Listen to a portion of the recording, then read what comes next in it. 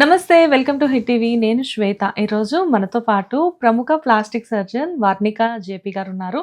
జనరల్గా plastic surgery అనగానే రకరకాల అపోహలు ఉంటాయి, చాలా క్లారిటీస్ కావాల్సి ఉంటుంది.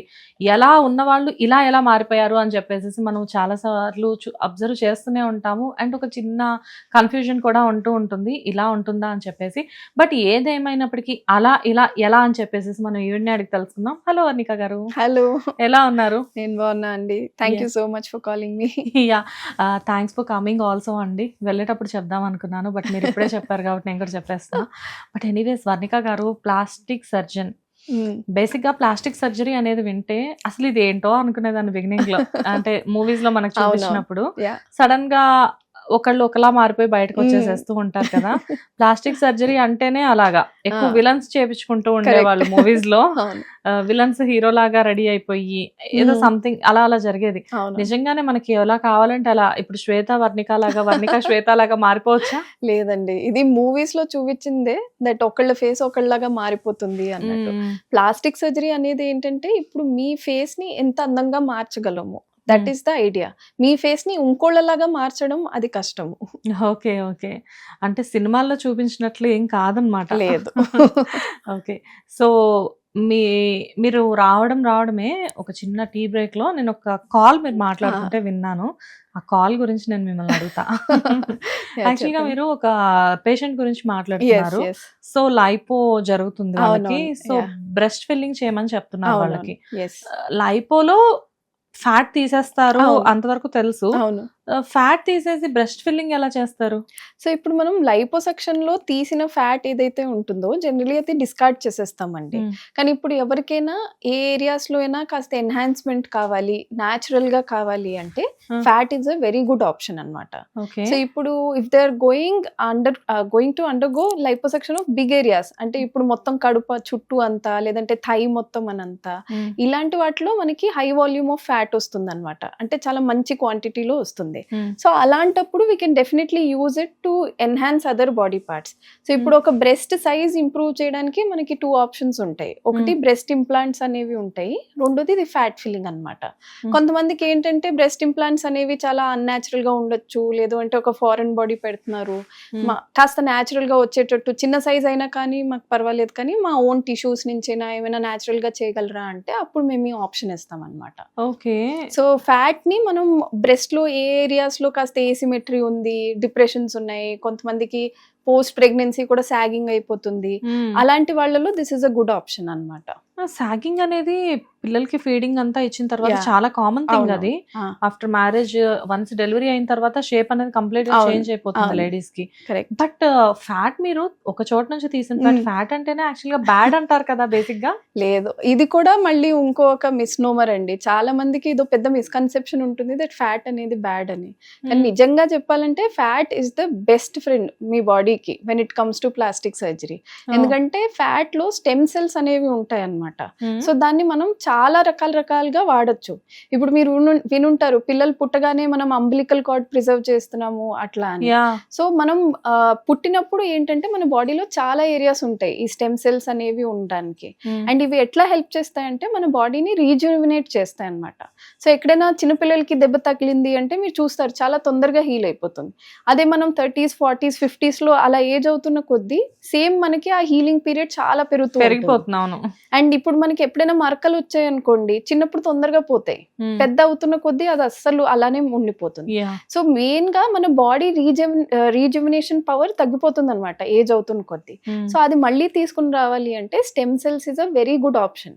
సో మన అడల్ట్ లైఫ్ లో మన బాడీలో స్టెమ్ సెల్స్ అనేవి చాలా చిన్న ఓన్లీ ఫ్యూ ఏరియాస్ లోనే ఉంటాయి. అండ్ ఎక్కువగా మనకు దొరికేది ఫ్యాట్ అన్నమాట. So fat is a very good source of stem cells. So దీన్ని యూజ్ చేసి మనం చాలా వాటికి మనకి ప్రాబ్లమ్ సొల్యూషన్ లాగా వాడచ్చు అనమాట. సో ఇప్పుడు యాక్నే స్కార్స్ ఉన్న వాళ్ళకి వాడచ్చు, ఎవరికైనా ఇట్లాగా డిఫార్మిటీస్ ఉన్నాయి పైకి కిందకి అంటే దానికి వాడచ్చు. మీరు చూస్తారు చాలా మందికి మన బెలీ బటన్ చుట్టూ కూడా కాస్త డిఫార్మిటీస్ వస్తాయి ప్రెగ్నెన్సీ అయిపోయాక, ఏజ్ అవుతున్న కొద్దీ. అలాంటి వాళ్ళలో చాలా మంది అంటారు మాకు సర్జరీస్ వద్దు, మీరు ఇట్లా ఏమైనా చిన్నగా చేయొచ్చు, న్యాచురల్ గా ఏమైనా చేయండి అంటే మనం ఫ్యాట్ దానికి కూడా వాడచ్చు అనమాట. లేకపోతే అండర్ ఐ గుంతలు ఉంటాయి, మీరు చూసుంటారు చాలా మందికి. అలాంటి వాళ్ళకి ఫిల్లర్స్ అనేవి మేము చెప్తాము. కానీ they are not interested in synthetic అలాగా అంటే దెన్ మనం అక్కడ కూడా ఫ్యాట్ వాడి దాన్ని నార్మల్ చేయడానికి కూడా ట్రై చేయొచ్చు అన్నమాట. జనరల్ గా ఏంటంటే ఒక టైం వచ్చిన తర్వాత, లేకపోతే కొంతమందికి ఫస్ట్ నుంచే అండర్ ఐ కింద నిజంగానే ఆ గుంటల్లా కొంచెం ఉంటూ ఉంటాయి. అది జనరల్ గా ఏంటంటే దాన్ని కూడా మనం ఈ ఫ్యాట్ తో సెట్ చేయొచ్చు అని చెప్పేసి నాకు ఇప్పటి వరకు తెలియదు. నిజంగానే ఫ్యాట్ అనేది చాలా బెస్ట్ ఫ్రెండ్ అనమాట బాడీకి.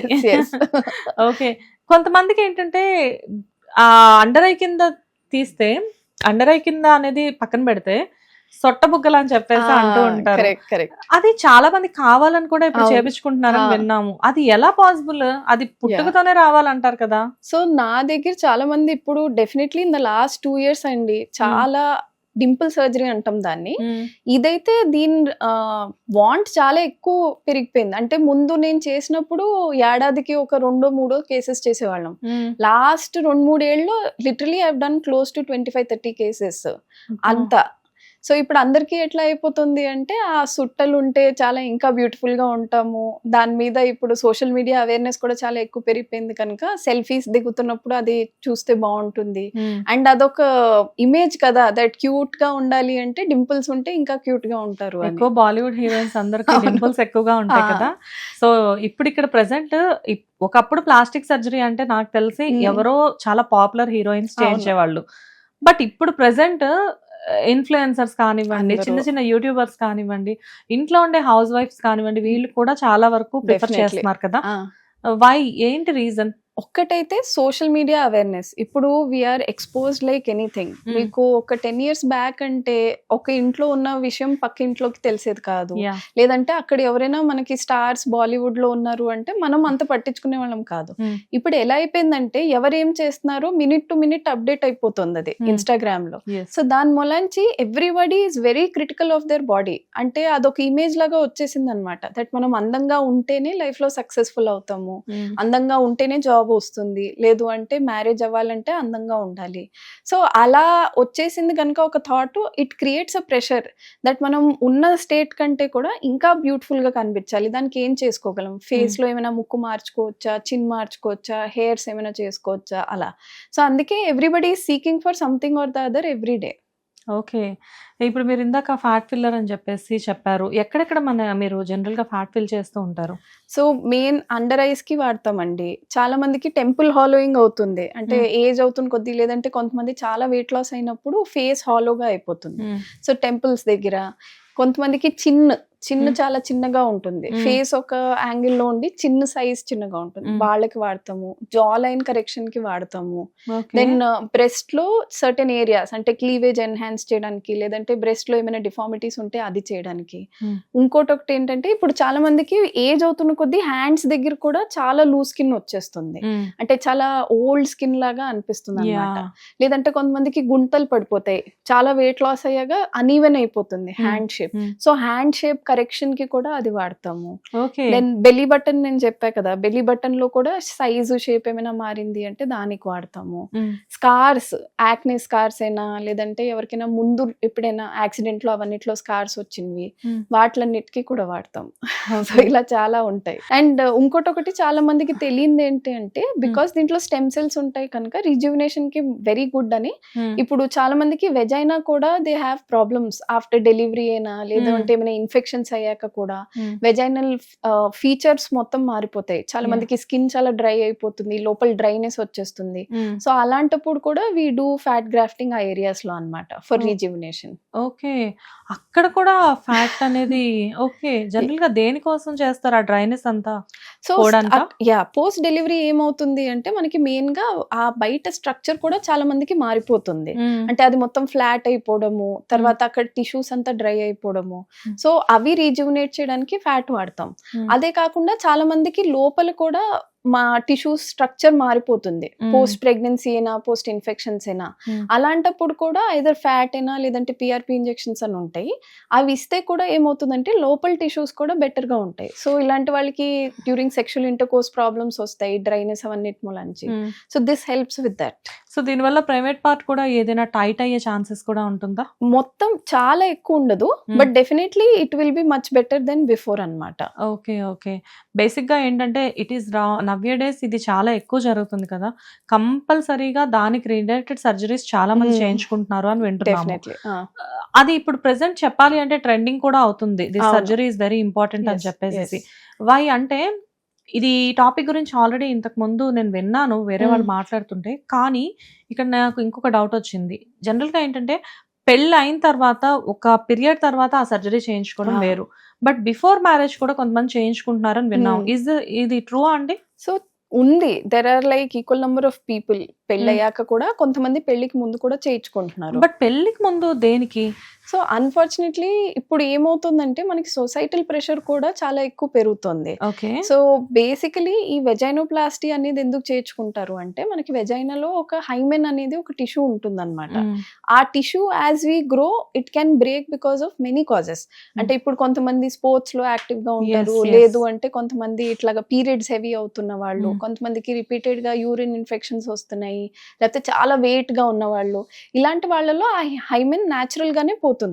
కానీ మనకి తరతరాల నుంచి వచ్చిన ఒక ఆర్థోడాక్స్ ఐడియా ఏంటి అంటే ఇప్పుడు ఎవరైనా వర్జిన్ గా ఉన్నారు అంటే వాళ్ళకి ఆ హైపెన్ ఉండాల్సిందే కంపల్సరీగా. true. సో ఇప్పటికీ కూడా కొన్ని ఫ్యామిలీస్ ఎట్లా చూసుకుంటారు అంటే ఇప్పుడు ఎవరినైనా పెళ్లి చేసుకోవాలి అంటే వాళ్ళకి ఆ హైమెన్ ఉండాల్సిందే, లేదంటే మేము వాళ్ళతోటి పెళ్లి చేసుకోము. అది పెళ్లికి ముందు టెస్ట్ చేస్తారా? సో కొంతమంది అన్ఫార్చునేట్లీ ఇప్పటికి కూడా they are in that thought that అది ఉంటేనే మనం అలాంటి పిల్లని ఎక్సెప్ట్ చేసుకుంటాము, లేకపోతే కాదు అని. ఓకే. సో అందుకోసమని దెన్ ఆ ఫ్యామిలీ మీద ప్రెషర్ పడుతుంది కనుక అలాంటి వాళ్ళు they come to us for reconstruction of hymen అన్నమాట. అబ్బో, కానీ ఈ ప్రాసెస్ లో కూడా ఇలా చేయించుకోవడం జనరల్ గా స్పోర్ట్స్ ఎవరైతే ఎక్కువ స్పోర్ట్స్ గర్ల్స్ ఎవరైతే ఉంటారో వాళ్ళకి జనరల్ గా ఆ టిష్యూ అనేది బ్రేక్ అవుతుంది Yes, అంటారు. yes, అవును. But maybe it is unfair. చాలా మన సొసైటీ ఐ థింక్ రాను అట్లా అయిపోయింది. ఇప్పుడు మీరు ఈవెన్ మన మూవీస్ లో చూసినా కానీ లేదంటే మన టీవీ సీరియల్స్ లో చూసినా కానీ ఇలాంటి దాని గురించి అసలు అవేర్నెస్ లేదు కదా. ఇప్పుడు మీకు కూడా even though you're a woman, నేను మీకు చెప్తుంటే కానీ మీకు ఈ ఐడియా అంత లేదు, because it is never taught to us. మనకి ఎప్పుడు స్కూల్స్ లో చెప్పారు, లేదు అంటే బయట కూడా ఎక్కడ డిస్కషన్ ఉండదు.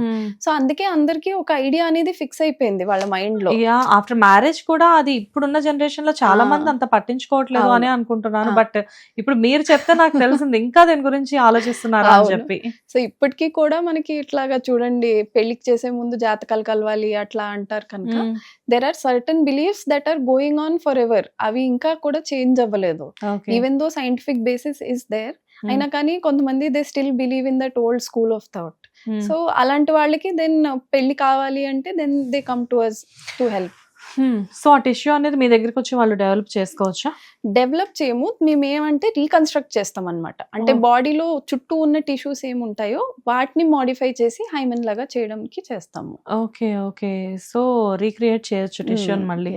సో ఇలాంటి ఆప్షన్ కూడా ఉందన్నమాట. రైట్. హిట్ టీవీ యాప్, ఇందులో short news, live news, entertainment shows, movies, digital magazines తో పాటు మీ జిల్లా వార్తలను కూడా ఫ్రీగా చూడొచ్చు.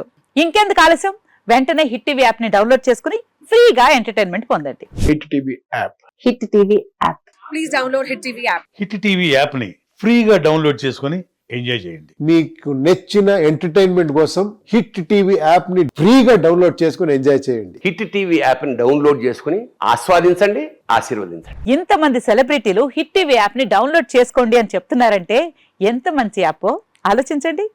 అమెరికా అమెరికా అమెరికా అమెరికాలో చదవాలనుకునే వాళ్ళకి విశ్వసనీయమైన పేరు మన శౌర్య కన్సల్టెన్సీ.